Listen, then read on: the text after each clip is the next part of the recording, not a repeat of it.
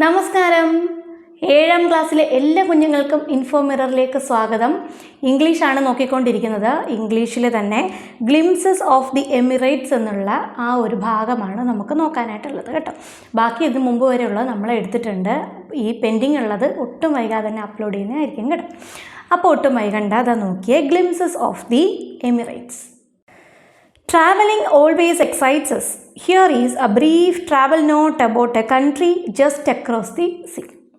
എന്താണ്, നമുക്ക് ട്രാവൽ ചെയ്യാൻ ഭയങ്കര ഇഷ്ടമാണല്ലേ. എപ്പോഴും അത് എക്സൈറ്റിങ്, നമുക്ക് ഭയങ്കരമായിട്ട് സന്തോഷമുണ്ടാക്കുന്ന, അമ്പരിപ്പിക്കുന്ന, അത്ഭുതപ്പെടുത്തുന്ന കാര്യങ്ങളാണ് ട്രാവൽ ചെയ്യുക എന്നുള്ളത് അല്ലേ. നമുക്ക് ഭയങ്കര ഇഷ്ടമാണ്, എന്തോ നമ്മളെ അങ്ങ് ഹരം പിടിപ്പിക്കും അല്ലേ.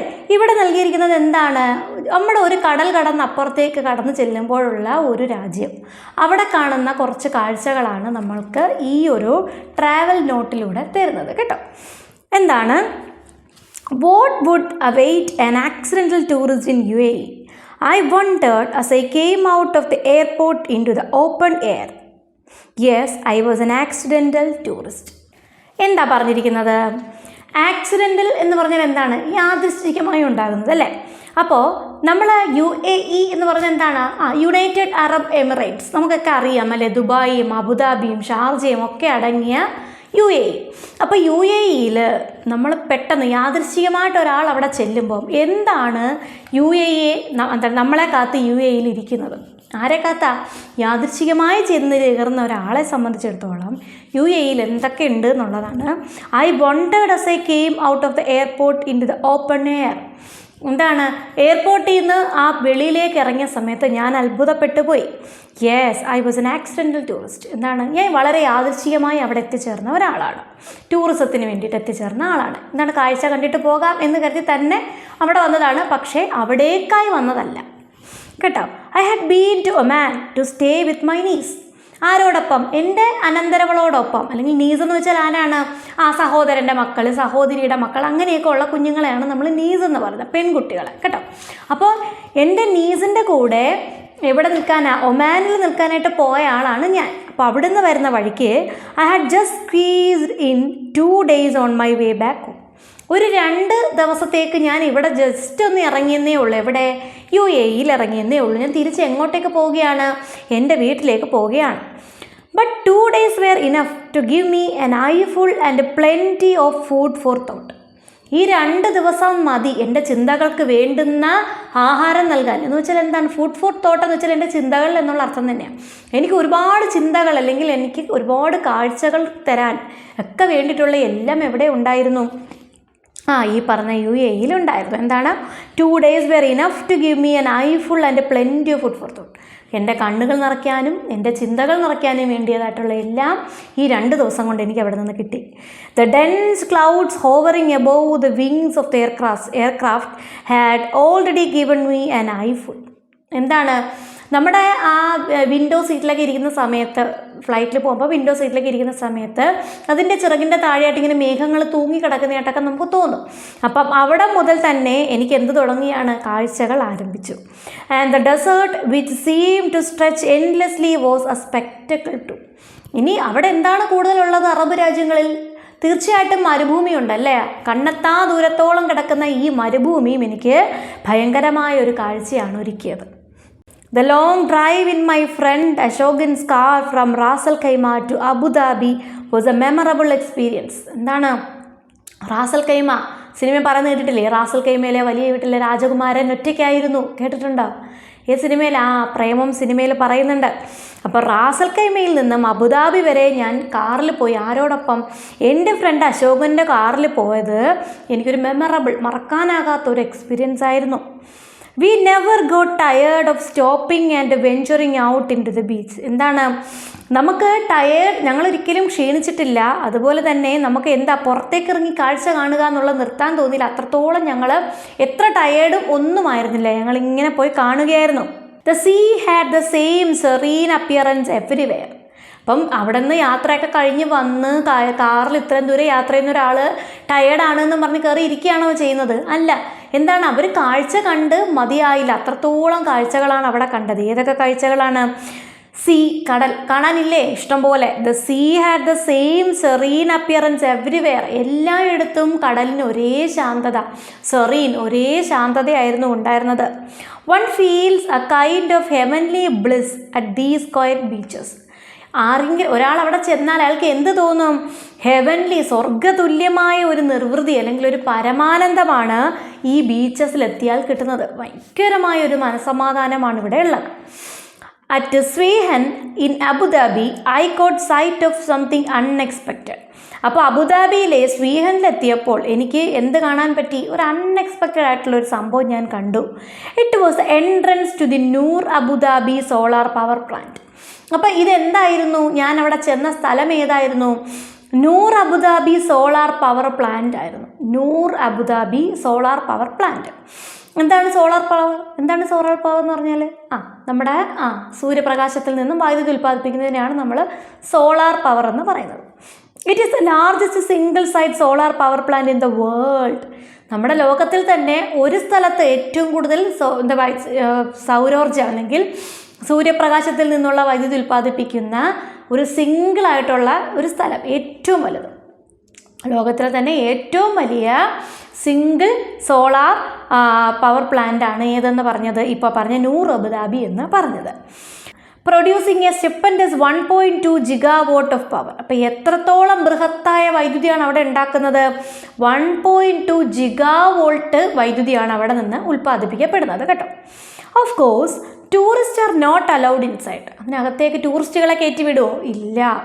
I had to satisfy myself with the magnificent photographs of the power plant in the net. ഇൻ്റർനെറ്റിലുണ്ട് ഇതിൻ്റെ കുറേ ചിത്രങ്ങൾ. അവിടം വരെ പോയിട്ടും എനിക്ക് എന്ത് ചെയ്യാനേ പറ്റുള്ളൂ? ഇൻ്റർനെറ്റ് നോക്കിയിട്ട് അകത്ത് എന്താണ് എന്നുള്ള ചിത്രങ്ങൾ ഇൻ്റർനെറ്റിൽ നിന്ന് നോക്കിയെടുക്കാനേ എനിക്കും സാധിച്ചുള്ളൂ. The plant has an amazing 3.2 million solar panels. അപ്പോൾ എത്ര സോളാർ പാനലുണ്ട്? 3.2 മില്യൺ സോളാർ പാനലാണ് ഈ ഒരു പ്ലാന്റിലുള്ളത്. I wish tourist were given an aerial view of the plant. എന്താണ്? ആകാശ കാഴ്ച. ടൂറിസ്റ്റുകൾക്ക് ഈ സോളാർ പ്ലാന്റിൻ്റെ ഒരു ആകാശ കാഴ്ച ഒരുക്കിയിരുന്നെങ്കിൽ എന്ന് ഞാൻ ആഗ്രഹിച്ചു പോയി. I was able to view the imposing Burj Khalifa, the tallest building in the world. അപ്പോൾ എനിക്ക് എന്തും കാണാൻ സാധിച്ചു? പ്രൗഢിയോടുകൂടി നിൽക്കുന്ന ബുർജ് ഖലീഫ. ബുർജ് ഖലീഫ അറിയാമല്ലോ, നമ്മൾ ഒരുപാട് സിനിമകൾ കണ്ടിട്ടുണ്ട്. ഡയമണ്ട് നെക്ലസ് സിനിമയിൽ നന്നായിട്ട് കാണിക്കുന്നുണ്ട്. പിന്നെ ടോം ക്രൂയിസിൻ്റെ പടത്തിലുണ്ട്. ടോം ക്രൂയിസ് അതിൻ്റെ പുറത്തൊക്കെ കയറുന്നതൊക്കെ ആയിട്ടുള്ള രംഗങ്ങളുണ്ട് കേട്ടോ, അപകടം നിറഞ്ഞ രംഗങ്ങളൊക്കെ ഉണ്ട്. I was able to view the imposing Burj Khalifa, the tallest building in the world. Climbing it all the way up would take you to the top of the world. അപ്പോൾ Burj ഖലീഫയുടെ മുകളിലേക്ക് കയറുക എന്ന് പറഞ്ഞാൽ അതിൻ്റെ അർത്ഥം എന്താണ്? നിങ്ങൾ ഈ വേൾഡിൻ്റെ ടോപ്പിലെത്തി എന്നതാണ് അതിൻ്റെ അർത്ഥം. കാര്യം ഏറ്റവും ഉയരത്തിലുള്ള കെട്ടിടമല്ലേ അത്. Of course I could not do it. പക്ഷേ എനിക്ക് പോകാൻ പറ്റിയില്ല. A boat ride at Bur Dubai late in the evening was a fascinating experience. ഇനി ബർദുബായിൽ സന്ധ്യ സമയത്ത്, ഒരു ലേറ്റ് നൈറ്റ് സമയത്ത് എന്തുണ്ടായിരുന്നു? ഒരു ബോട്ടിലൊരു യാത്രയുണ്ടായിരുന്നു. അതും വളരെയധികം ഫാസിനേറ്റിംഗ് ആയിട്ടുള്ള, ഭയങ്കര സന്തോഷം തരുന്ന ഒരു അനുഭവമായിരുന്നു. The dazzling lights and their reflections on the creek give view A feeling of being out of the world. ഇനി നമ്മൾ എങ്ങനെയാണ് പോകുന്നത്? ബോട്ട് റേസ്, ആ ഒരു ചെറിയ കൈവഴി അല്ലെങ്കിൽ ഒരു അരുവിയിലൂടെയുള്ള യാത്രയാണ്. അവിടെ എന്തുണ്ട്? തിളങ്ങുന്ന ലൈറ്റൊക്കെ ഉണ്ടായിരുന്നു. അതിൻ്റെ റിഫ്ലക്ഷനൊക്കെ നദിയിൽ വരില്ലേ അല്ലെങ്കിൽ അരുവിയിൽ വരില്ലേ? അപ്പോൾ അങ്ങനെ നമുക്കൊരു ഈ വേൾഡിനപ്പുറത്തേക്ക് നമ്മൾ പോയി എന്നുള്ളൊരു ഫീലിംഗ് ഉണ്ടാക്കും.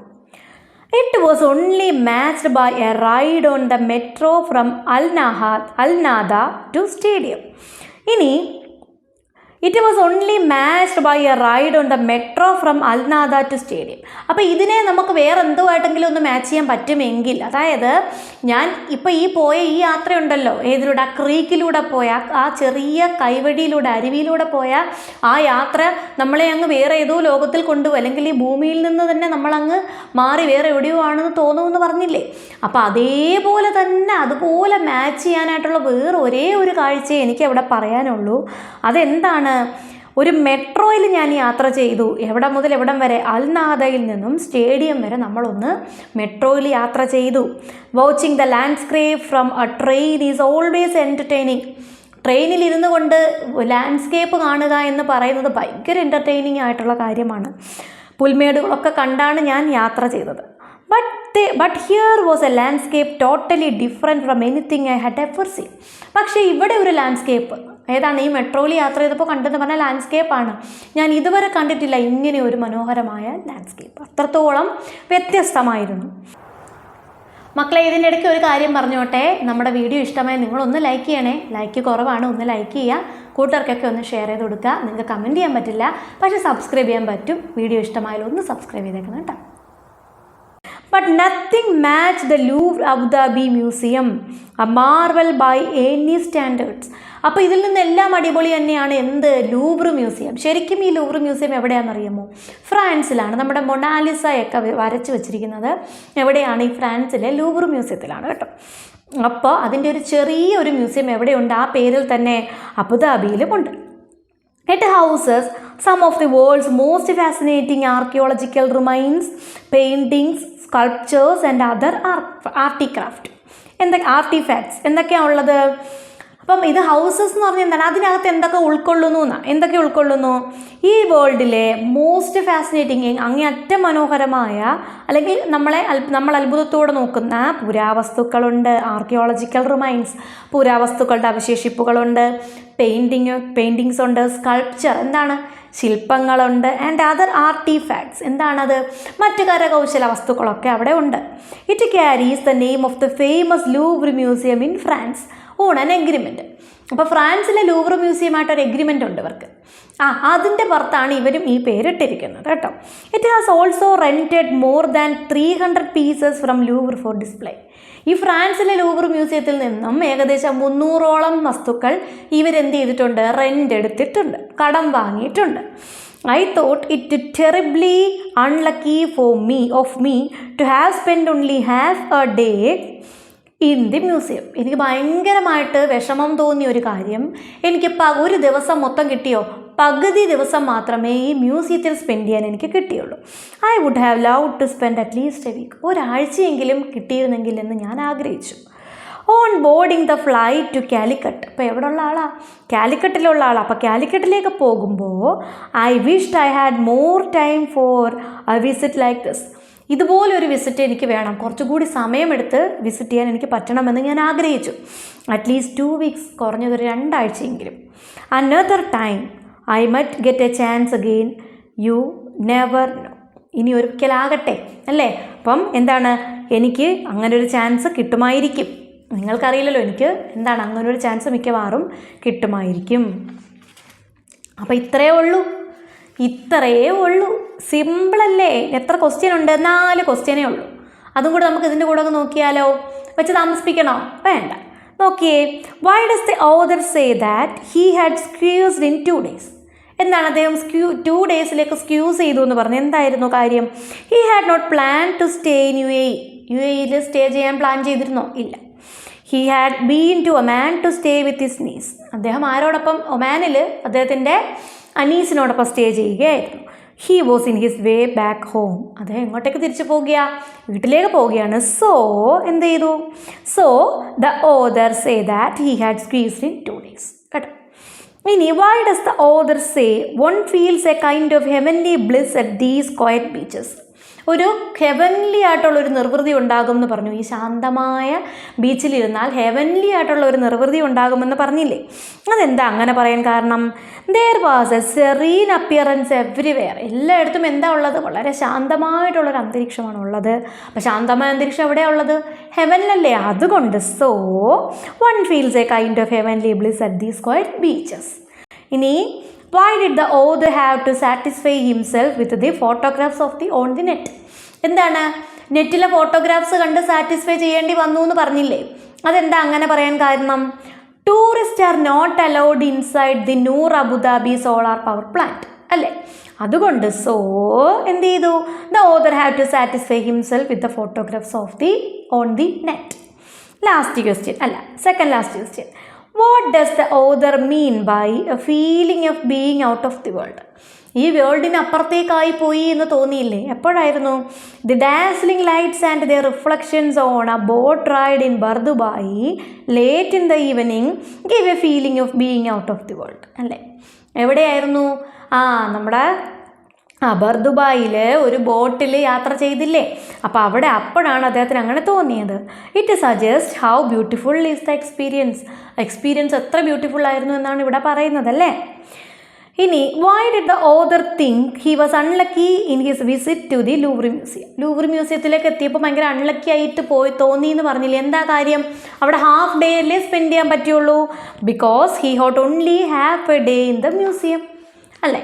ഒരു പകുതി ദിവസമേ എനിക്ക് അവിടെ സ്പെൻഡ് ചെയ്യാൻ പറ്റുള്ളൂ, അതുകൊണ്ടാണ് അൺലക്കി ആണ് എന്ന് എനിക്ക് തോന്നിയത്. മക്കളെ ഇത്രയേ ഉള്ളൂ. ഇനി കുറച്ച് ആക്ടിവിറ്റീസ് ഉണ്ട്, അത് വേറൊരു വീഡിയോ ആയിട്ട് ഇടാം കേട്ടോ. അപ്പോൾ ഇത്രയും നല്ല മിടുക്കരായിട്ട് പഠിക്കുക. All the best.